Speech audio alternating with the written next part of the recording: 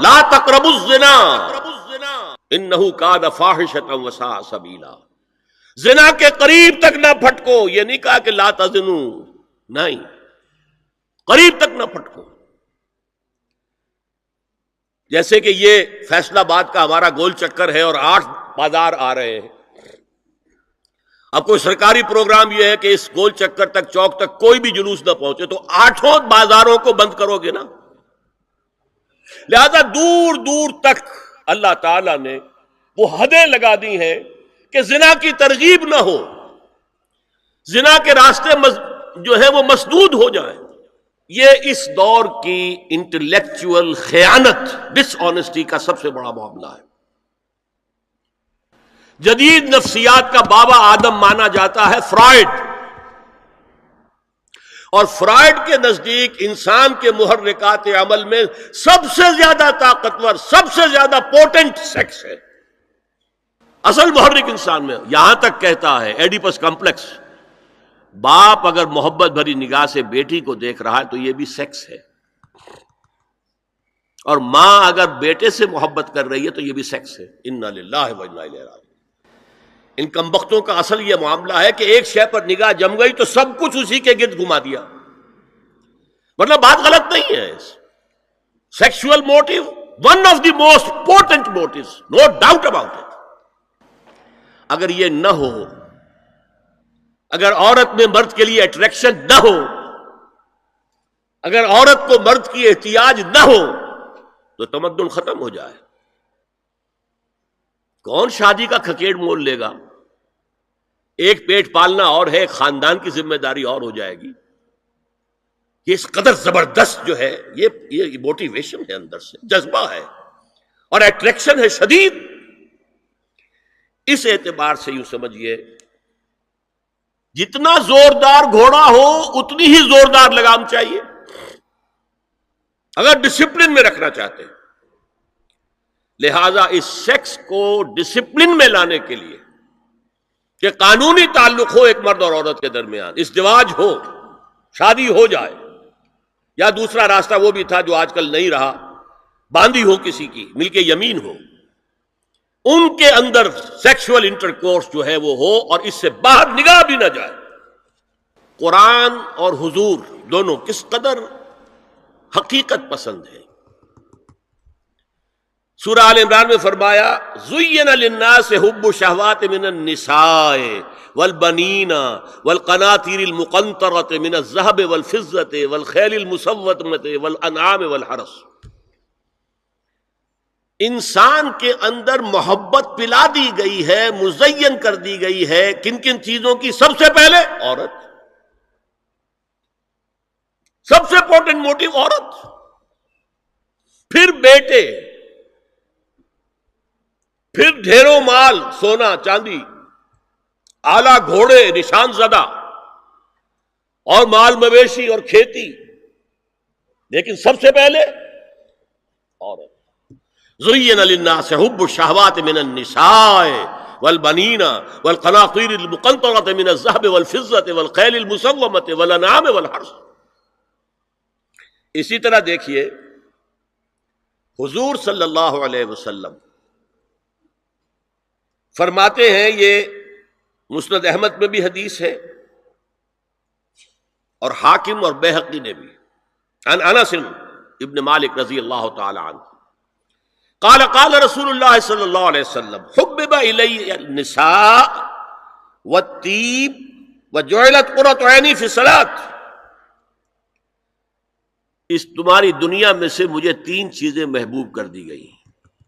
حبب الیہ، نمبر 1 نساء. کوئی جھجک کی ہے اپنے بیان کرنے میں؟ ہم شاید یہ جملہ کہتے ہوئے جھجکیں گے، اللہ کا رسول نہیں. حقیقت ہے، اس کا اعتراف کرو. بہت مضبوط موٹیو ہے، اس میں کوئی شک نہیں، کوئی شک نہیں، کوئی شک نہیں. حبب الی النساء والطیب، خوشبو، وجعلت قرۃ عینی فی الصلاۃ، اور میرے آنکھوں کی ٹھنڈک نماز میں ہے. اسی طرح خود قرآن میں سورہ احزاب میں جب حضور سے کہا گیا کہ اب بس جتنی شادیاں ہو چکی تھیں آپ نے کر لی ہے، اب آئندہ نہ کیجیے۔ وہاں بھی صاف الفاظ آئے ہیں، اللہ کو بھی واللہ لا یستحیی من الحق، اللہ کو حق بات کہنے میں کوئی حیا یا کوئی جھجک نہیں ہے۔ وَلَوْ أَعْجَبَكَ حُسْنُهُنَّ، اے نبی چاہے عورتوں کا حسن جو ہے وہ آپ کو بھلا لگے، لیکن اب آئندہ شادی نہیں۔ یہ میں تائید کر رہا ہوں فرائڈ کی، اس گدھے نے جو آگے تک پہنچا دیا ہے معاملہ وہ ہے غلط۔ بنیادی بات صحیح ہے، قرآن مجید کے مطابق ہے کہ سیکس موٹیو بہت سخت ہے، بہت زوردار ہے۔ حضور کی حدیث ہے، ان اللہ کتب علی ابن آدم حظہ من الزنا ادرک ذلک لا محال، اللہ تعالیٰ نے ہر انسان کا زنا میں ایک حصہ لکھ دیا ہے جو اس کو پہنچ کر رہے گا۔ فزنا العین النظر، آنکھوں کا زنا ہے نامحرم عورت کو دیکھنا، یہ بھی زنا ہے۔ اگر زنا کو روکنا ہے تو یہاں پر بھی قدغن لگے گی۔ ایک جگہ آیا ہے حدیث میں النظر سہم، یہ تیر ہے، یہ نظر جو ہے نگاہوں کے تیر، یہ تو آپ شاعری کے اندر بھی اور گانوں کے اندر بھی نگاہوں کے تیر سنتے ہیں کہ نہیں سنتے؟ النظر سہم، یہ تیر ہے۔ وزن اللسان النطق یا منطق، زبان کا زنا ہے کسی عورت سے گفتگو کر کے چٹخارے لینا۔ عورت کی آواز میں بھی ایک لوچ ہے، حسن ہے، اللہ تعالیٰ نے اسے سراپا ایسا بنایا ہے کہ مرد کے لیے اس کی ہر شے کے اندر اٹریکشن ہے، اس کی آواز میں اٹریکشن ہے۔ والنفس تمنا وتشتہی، اور باقی رہ گیا نفس، وہ تمنا کرتا ہے کہ اب میں اس سے آگے بھی بڑھوں اور زنا بھی کر لوں۔ والفرج یصدق ذلک کلہ اور یکذب، لیکن یہ ہو بھی سکتا ہے نہیں بھی ہوتا، لیکن یہ زنا تو کر چکا نا، کان کا زنا اس نے کر لیا، آنکھ کا زنا اس نے کر لیا، زبان کا زنا اس نے کر لیا۔ تو زنا کا روک تھام، زنا کی جو ہمارے معاشرتی اہداف کے اندر بہت اہم ہے، بہت اہم ہے، بہت اہم، ورنہ معاشرہ ٹوٹ پھوٹ کا شکار ہو جائے گا۔ میاں بیوی میں اعتماد نہیں ہے، بے اعتمادی کی فضا میں اولاد جو پلے گی اس کی منفی نفسیات ہوں گی، کبھی مثبت نفسیات نہیں ہو سکتی۔ اب زنا جو ہے اس کے لیے حضور نے جو کچھ فرمایا وہ سن لیجیے۔ ادرک ذلک لا محال، اللہ تعالیٰ نے ہر انسان کا زنا میں ایک حصہ لکھ دیا ہے جو اس کو پہنچ کر رہے گا۔ آنکھوں کا زنا ہے نامحرم عورت کو دیکھنا، یہ بھی زنا ہے۔ اگر زنا کو روکنا ہے تو یہاں پر بھی قدغن لگے گی۔ زبان کا زنا ہے کسی عورت سے گفتگو کر کے چٹخارے لینا، عورت کی آواز میں بھی ایک لوچ ہے، حسن ہے، اللہ تعالیٰ نے اسے سراپا ایسا بنایا ہے کہ مرد کے لیے اس کی ہر شے کے اندر اٹریکشن ہے، اس کی آواز میں اٹریکشن ہے۔ والنفس تمنا وتشتہی، اور باقی رہ گیا نفس، وہ تمنا کرتا ہے کہ اب میں اس سے آگے بھی بڑھوں اور زنا بھی کر لوں۔ والفرج یصدق ذلک کلہ اور یکذب، لیکن یہ ہو بھی سکتا ہے نہیں بھی ہوتا، لیکن یہ زنا تو کر چکا نا، کان کا زنا اس نے کر لیا، آنکھ کا زنا اس نے کر لیا، زبان کا زنا اس نے کر لیا۔ ایک تو زنا کی تعریف ملا ہے۔ سورہ بقرہ کی ان آیات کو نماز میں تلاوت کرتے ہوئے میرے دل میں خیال پیدا ہوتا ہے کہ میں ان گناہوں کی معافی مانگ رہا ہوں جو بھول کر یا چوک کر ہو گئے، لیکن جو گناہ میں نے پورے شعور سے کیے اور اب بھی کر گزرتا ہوں ان سے کن الفاظ میں معافی مانگی جائے؟